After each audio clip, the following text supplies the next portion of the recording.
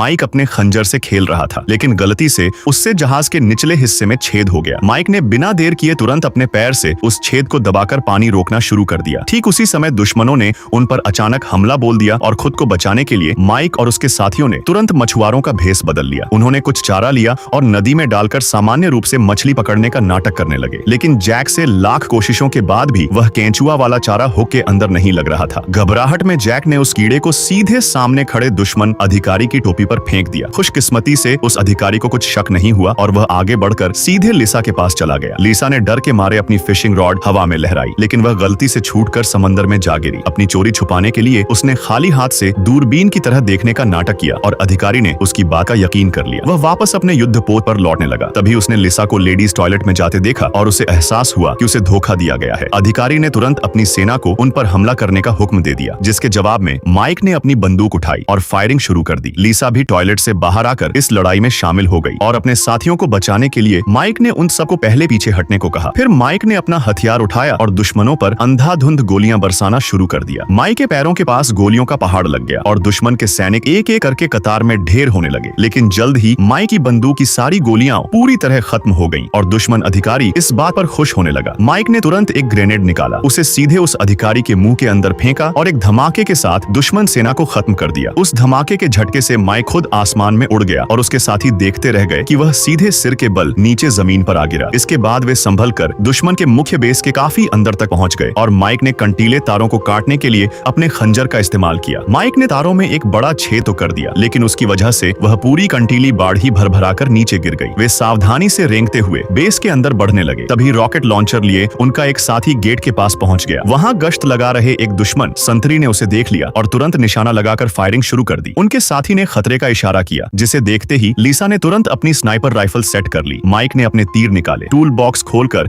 उनके आगे जहरीले नुकीले हिस्से जोड़े और दुश्मनों के आते ही कमान खींच दी। माइक ने हार नहीं मानी और एक के बाद एक तीर चलाए, लेकिन जल्द ही उसके सारे तीर भी खत्म हो गए। कमेंट करो, पार्ट 2 वीडियो मिल जाएगी।